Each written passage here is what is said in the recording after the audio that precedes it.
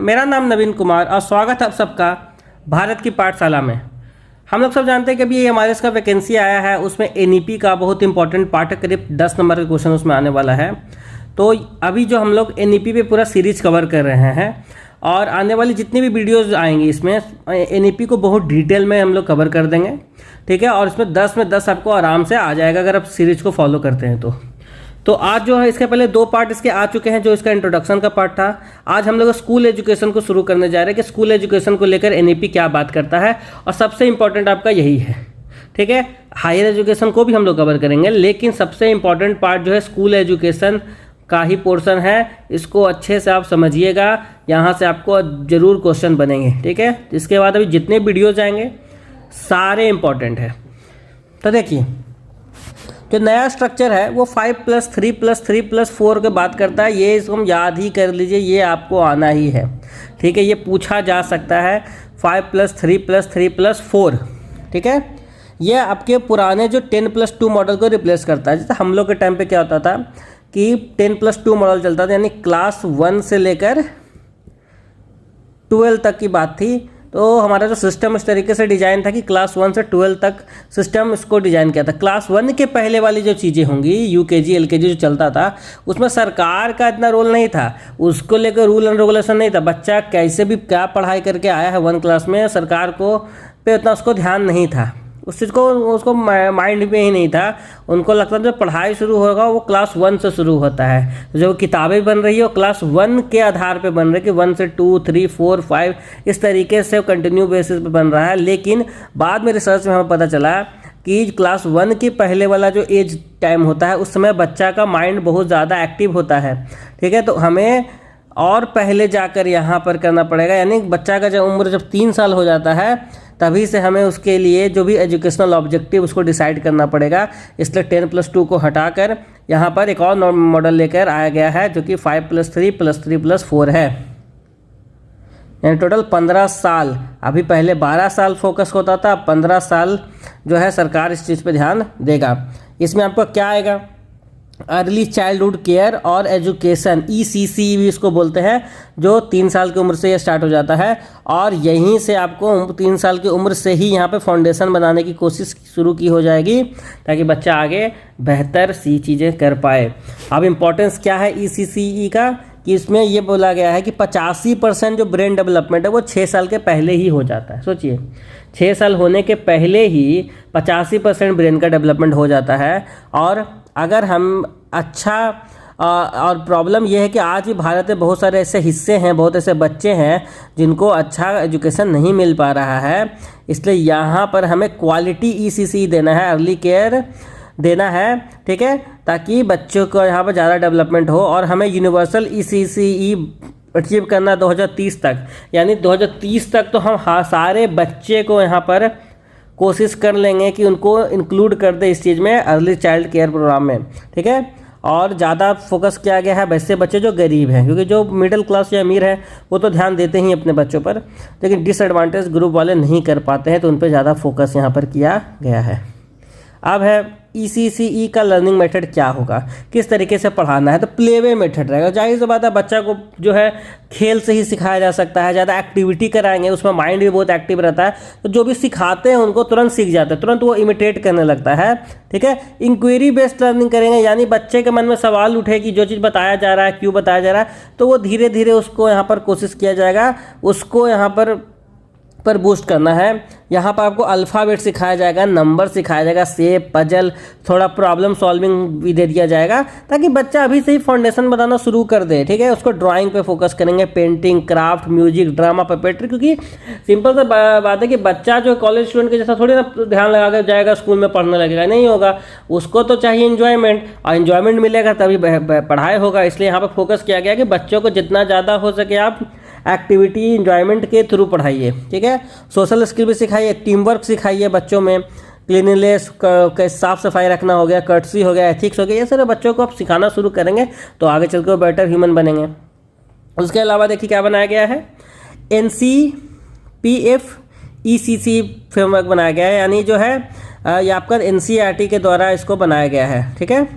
और यहाँ पर इसको दो पार्ट में यहाँ पर क्या किया जाता है, ब्रेक किया गया है। पहला 0 से 3 ईयर फॉर सब फ्रेमवर्क, ठीक है, और 3 से 8 ईयर सब फ्रेमवर्क, ठीक है। यानी दो पार्ट में इसको ब्रेक कर दिया गया, यानी पहला 0 से 3 साल और फिर 3 से 8 साल।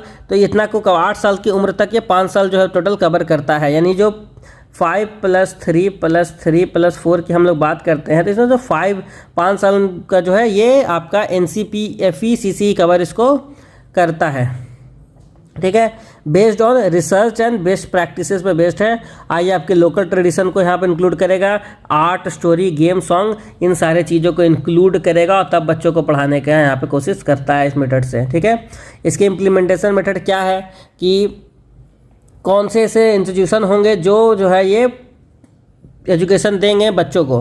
पहला कि stand alone anganwadi, stand alone anganwadi आप खोल सकते हैं जहाँ पर स्कूल के पहले वाले एजुकेशन को यहाँ पर दिया जाए।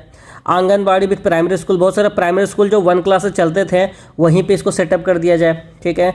ये भी ऑप्शन है। यह pre primary section in primary school, तो प्राइमरी स्कूल में जो होते हैं उसमें भी एक प्री प्राइमरी सेक्शन निकाल दो, ठीक है, तो वो भी किया जा सकता है। स्टैंड अलोन प्री स्कूल, तो स्टैंड अलोन प्री स्कूल ही बना दीजिए जो पार्टिकुलर इस चीज़ के लिए बना हुआ, बच्चों के एजुकेशन के लिए बना हुआ है, ठीक है। टीचर ट्रेंड इन ECC करिकुलम पेडागोगी, और टीचर को ट्रेन कीजिए करिकुलम के साथ, क्योंकि जाहिर सी बात है आप जब बना रहे हैं ये भी नई चीज़ है, क्योंकि जनरली अभी का पढ़ाई 1 क्लास से शुरू होता है, टीचर को ट्रेनिंग उस हिसाब से मिलता है, लेकिन उसके पहले के बच्चों को जो सिखाना है, जो छोटे हैं 3 साल के 4 साल के, उनको भी पढ़ाने का तरीका अलग है, लेकिन उनको पढ़ाने वाले के पास में तो स्किल होना चाहिए, तो उनको ट्रेनिंग देना, पेडागॉगी देना, तो ये सब सारी बातें यहाँ पर किया गया है। देखिए अभी केंद्रीय विद्यालय में आप देखेंगे तो बाल बाटिका इसी चीज़ को फॉलो करते बनाया गया है।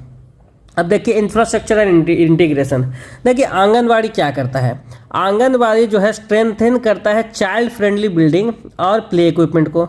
एक्टिविटी फील्ड टूर करा सकते हैं, यानी बच्चों को, ये भी बात है कि अभी हम जो बच्चों को पढ़ा रहे हैं उनको एक टाइम पर स्कूल भी तो भेजना है, तो छोटी उम्र से ही उनको प्राइमरी स्कूल भेज दिया जा रहा है टूर करने के लिए, ताकि जब वो स्कूल जब जाएंगे, जब ट्रांजिशन करके जब पास होकर जाएंगे आगे जाएंगे तो उनको प्रॉब्लम नहीं आए, फैमिलियर लगे।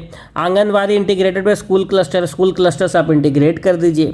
Parent teacher student participate in joint activity, और सबको जॉइंट एक्टिविटी करो, सबका योगदान रहेगा, तो यहाँ पर बेहतर बच्चों का डेवलपमेंट हो पाएगा। अब है प्रिपरेटरी क्लासेस, बाल बाटिका जो है यहाँ पर हम लोग बात करते हैं क्या है प्रिपरेटरी क्लासेस, क्योंकि यहाँ पर फोकस किया जा रहा है, तो बाल बाटिका रखा गया, यानी 4 चिल्ड्रन बिफोर क्लास एज, यानी क्लास 1 के पहले जो है यहाँ पर उनके लिए ये बाल बाटिका बनाया जाएगा।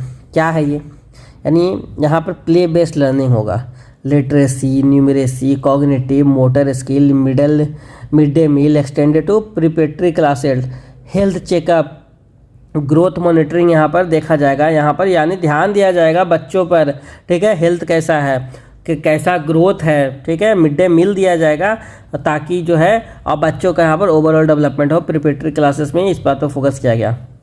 अब इन लोगों को पढ़ाएगा कौन, इन लोगों को पढ़ाएगा टीचर, तो उनके ट्रेनिंग को लेकर क्या बात किया गया है। करंट आंगनवाड़ी वर्कर ट्रेंड इन ECC, जो अभी के आंगनवाड़ी वर्कर हैं उनको ही यहाँ पर ट्रेन किया जाएगा कि वो बच्चों को किस तरीके से पढ़ाना है, ठीक है। और इसमें कौन कौन से टीचर बनेंगे, इसमें टीचर बनने के लिए आपको करीब 12th पास होना चाहिए और एक 6 मंथ का सर्टिफिकेट का कोर्स करना पड़ेगा, ठीक है। लोअर क्वालिफिकेशन, अगर आप 12 पास नहीं है, 10 ही तक पास है, तो आपको 1 ईयर का डिप्लोमा करना पड़ेगा, ठीक है। और ये ट्रेनिंग कैसे होगा, ये ट्रेनिंग आपका डिजिटल मोड पे भी हो सकता है, डिस्टेंस मोड पे होगा, स्मार्टफोन DTH के थ्रू भी हो सकता है, या फिर आप क्लस्टर रिसोर्स सेंटर में जाकर सीख सकते हैं, ठीक है। और लॉन्ग टर्म में, यानी ये तो अभी सोल्यूशन जैसे कि अभी हम लॉन्च कर रहे हैं, तो अभी तो उतना हमारे पास टीचर नहीं होंगे ना, उतने ट्रेन टीचर, अभी तो कम टीचर्स होंगे, ठीक है। लॉन्ग टर्म में हम क्या कर सकते हैं, लॉन्ग टर्म में हम प्रोफेशनल ECC cadre ही बना लेंगे, CDP प्रोग्राम बना लें, चाइल्ड डेवलपमेंट प्रोग्राम। तो यहाँ से क्या होगा, यहाँ से आप लंबे समय में ज़्यादा बेहतर टीचर्स ला सकते हैं। अब इंक्लूजन है स्पेशल एरिया, तो ECCE का जो है to be introduced in ashramshala tribal area. अब देखिए हमको यहाँ पे NEP इंक्लूजन का बात करता है, यानी अब हर समाज के हर वर्ग को इंक्लूड कीजिए, तो अक्सर हमारे पॉलिसीज में ट्राइबल एरिया को तो हम भूल ही जाते हैं, उनको हम अपना हिस्सा मानते ही नहीं हैं, लेकिन यहाँ पे बोला गया कि नहीं, हम ट्राइबल एरिया को भी फोकस कीजिए, उनको भी इंक्लूड कीजिए, वहाँ पर आश्रमशाला बनाया जाएगा और ये भी एक अल्टरनेटिव स्कूल ही है, ठीक है। और सेम इंटीग्रेशन प्रोसेस होगा, यहाँ पे भी इस तरीके से पढ़ाया जाएगा कि बाद में जब बच्चा 1 क्लास 2 क्लास में जाएगा तो आराम से वहाँ पे इंटीग्रेट हो जाएगा। अब इंस्टीट्यूशनल रिस्पॉन्सिबिलिटी, इसका करिकुलम और पेडागॉजी कौन तैयार करेगा? MHRD। अब इसको MEO बोलते हैं, ठीक है, MOE बोलते हैं, ठीक है, ministry of education. Joint responsibility, और साथ किसके साथ मिलकर वो तैयार करेंगे? तो वो तैयार करेंगे women and child development WCD के साथ, हेल्थ एंड फैमिली वेलफेयर के साथ, ट्रैवल अफेयर्स के साथ और special task force for continuous monitoring उनके साथ, ठीक है। ठीक है, तो आज के वीडियो में इतना ही। हम उम्मीद करते हैं आपको चीज़ समझ में आया होगा, ठीक है। और जो है अगर आपको कुछ समझ में नहीं भी आया है तो आप कमेंट करके हमें बताइए, उसको हम रिप्लाई ज़रूर करेंगे। और ज़्यादा से ज़्यादा शेयर कीजिए, लाइक कीजिए, सब्सक्राइब कीजिए। धन्यवाद।